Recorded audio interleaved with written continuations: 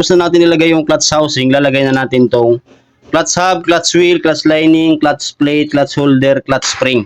So lahat yan ilalagay natin doon. Okay, so yan, ilalagay na natin siya. So paglagay naman ganito, basic lang to, ganyan lang. Yan, ikot-ikot lang. Pagtapat-tapatin nyo lang yung mga ngipin niya mga idol, no? Yan.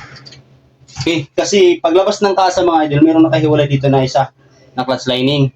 So, yun yung nire-recommend din nila. Pero ngayon na medyo tumagal na, medyo may kalumaan na rin yung clutch housing natin. So, pwede natin siyang isang diretso. Isang diretso na natin, wala natin iwalayan ng isa. Para pagpiga mo, sulit no, pagpiga, pagbitaw, walang babangga. So, gano'n ang diskarte dito. Pagka nakalas mo na dati, pwede mo siyang ganito na ulit yung pagkalagay mo. Yan. So, wala naman naging problema niyan. Kasi sa kasa, meron na kayo walay dito. Yan. Tapos, lagay natin itong castle nut. So, castle nut niya, merong puti at saka itim na washer. Unahin mo muna itong puti na washer. Itong puti na washer, mga idol, ito yung kakapit ng kakapit sa kanyang clutch hub. Okay? Tapos, ito namang itim na washer, ito yung kakapit dito sa castle nut. So, baga, wala siyang lusot, no? Kahit saan mo siya isuksok, magkakapitan siya. Yan. Tapos, lagay mo siya dito.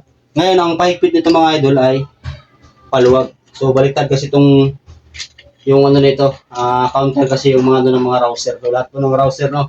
Sa mga first time pa lang. Lahat ng pahigpit nito ay paluwag. Okay, higpitan na natin.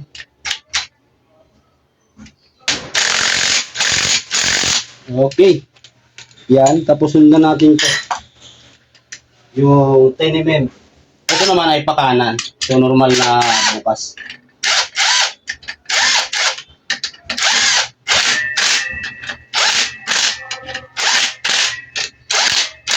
Okay. Tapos meron siyang bearing dito sa clutch holder niya. Huwag yung kakalimutan to kasi wala kayong magiging clutch niya. Tapos pagka bago nyo takpan mga idol, i-check nyo muna. Kasi hindi natin nalalaman, gumagalaw yung oil pump eh. Yung oil pump gear eh. Mamaya matakpan natin siya, nakalis pala yung oil pump gear. Pag under ito mga idol, walang langis na papunta sa head. So ang mangyayari, matutuyuan ng head, masisira yung cylinder head saka yung block. So lagi nyo i-check tong oil pump gear kung nakashoot siya mismo dito sa clutch housing. So, kagaya nito, ayan. Ibig sabihin, shoot siya. Kasi, may time mga idol, ayan, tinayo, paikot-ikot lang, oh. Kasi, hindi natin napapansin, di ba, tatakpan na natin. Hindi na yan tutukod sa crankcase. Baka magkamali kayo, durog yan, wala na. Sira na naman ang motor. Okay, so lagi nyo i-check to. Yung oil pump gear na to. Ayan. Dapat nakashoot yan. Okay.